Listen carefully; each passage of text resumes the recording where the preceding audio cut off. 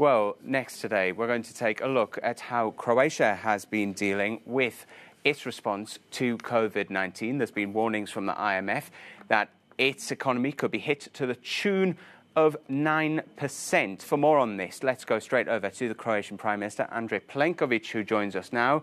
Mr. Plenković, thanks for joining us here on Euronews. We've had the news that there's big deals come out of the EU. What do you think of the Recovery Fund? Well, I believe that the recent few months have been an unprecedented challenge for the European Union. Croatia has the chance and the privilege to be in the presidency of the Council for these 6 months. I would just recall that we have from the end of January initiated the special crisis response mechanisms that exist at the level of the European Union in order to address the COVID crisis.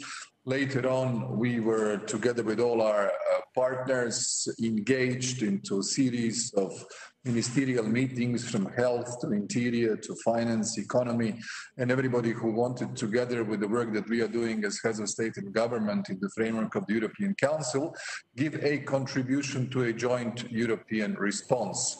We just finished yesterday the video conference, the fourth video conference of the European Council, where we addressed what we have attained so far together, what each and every member state has done, given the different impact of this pandemic on our citizens and our states. Mr. Plenković, just while you're talking about citizens there, you are currently giving your workers who have been furloughed the Croatian minimum wage, which is around €530 a month. Do you seriously think that is enough money for a family of four to survive on? Because we've heard reports from various Croatian people that they're struggling at the moment. Well, what we did was a massive support to the private sector. Our objective in terms of health response and the restrictive measures which have taken has had a very, very positive result. The contagion hasn't spread more than 1,950 people that have been contained so far. We have less than 50, unfortunately, of our citizens who have passed away due to COVID, or I would even say with COVID.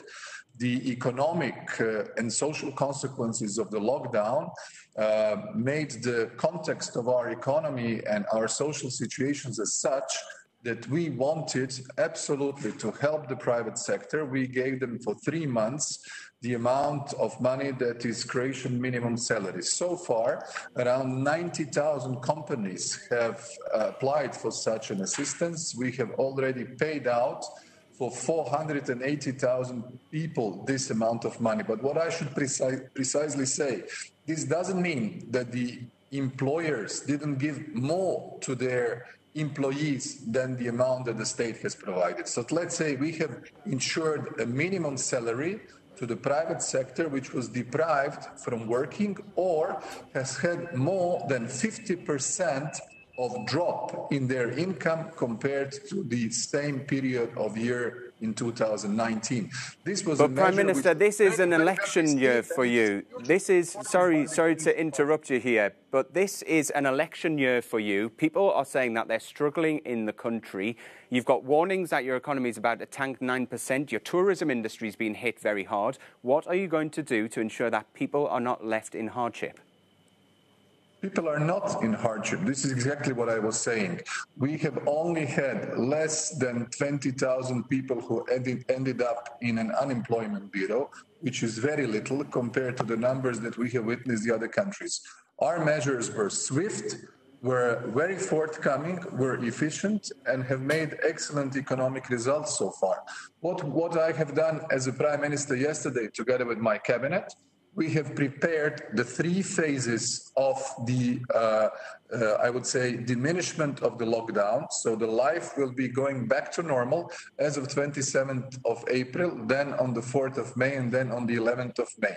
What we intend to do with these measures is to alleviate the pressures on our economy and the estimations that our GDP will be dropping for several percent. That's why the European Union should be helping not only Croatia, but all of the member states in this time of crisis. We should show that a common European approach and the European project can deliver once we need it. That's why we were advocating yesterday, not only the European Recovery Fund, but the modification of the negotiating box for the multi-annual financial framework, which should, in our view, basically... Prime Minister, I'm afraid we've only got a few minutes... In the next 21, 22 and 23 for all of our economies to recover faster. This is our objective.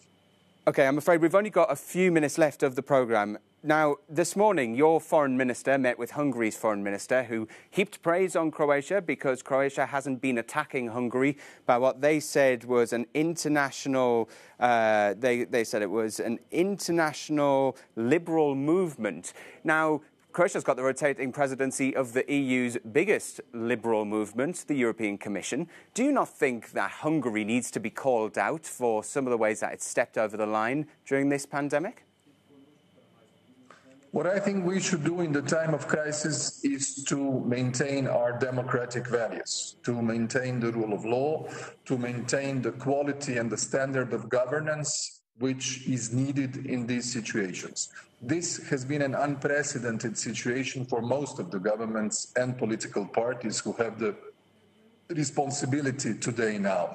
What we would like to do at this stage is that every single member state undertakes measures or passes laws or emergency legislation which is exactly proportionate with the danger that we are facing. In that respect, we should all be extremely careful not to go over the line, which would in any way could be considered as something which is inappropriate. This has been policy of our own in Croatia. This is what I think most of the governments in the European Union and the leaders have understood. Yesterday, during our debate, nobody was mentioning this issue, but at the level of the General Affairs Council of the European Union, we are talking about all the issues that need to be addressed. And Prime Minister, just quickly, we've got about 30 seconds left. Croatia is really pushing for the expansion of the European Union, namely looking at Albania and North Macedonia. Considering the fact that economists are warning the fallout, the economic damage from this COVID-19 crisis could go on for a generation, is now the time really to be pushing for the expansion of the EU? Well, I would like to clarify a little bit the situation. What we have put in our presidency program, the title of our presidency program was A Strong Europe in the World Full of Challenges. I have to admit, back in October when we drafted it, nobody had in mind that we would be facing a pandemic of such a magnitude. However, the item of the Western Balkans and the issue of the enlargement has been put on the European agenda exactly due to the Croatian initiative, because these are our neighbors, 6 countries in our neighborhood, Bosnia and Herzegovina, which is... Prime Minister, I'm afraid we've got to leave it there. We're going to go now for a commercial break. The summit in Zagreb will be on the 6th of May.